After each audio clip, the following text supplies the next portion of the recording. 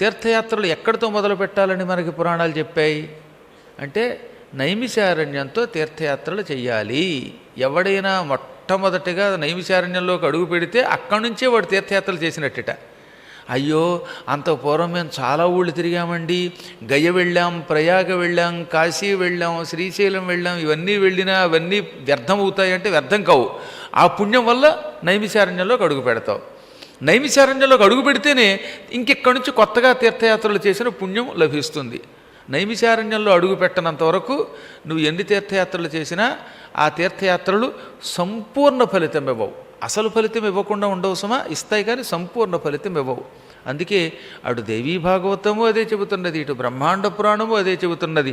ప్రథమం నైమిషారణ్యం చక్రతీర్థం చ మధ్యమం అన్యేషాంచైవ తీర్థానాం నాస్తి సంఖ్యా మహీతలే.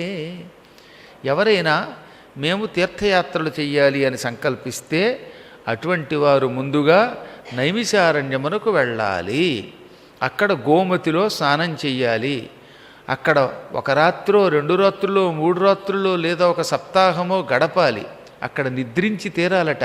అలా అడుగుపెట్టి వెంటనే ఇంటికి వచ్చేస్తే రాత్రికి అక్కడ నిద్రించకపోతే మళ్ళీ సంపూర్ణముగా యాత్రా ఫలితం దక్కదు. అందుకని ఎక్కడైనా నిద్ర చెయ్యాలి.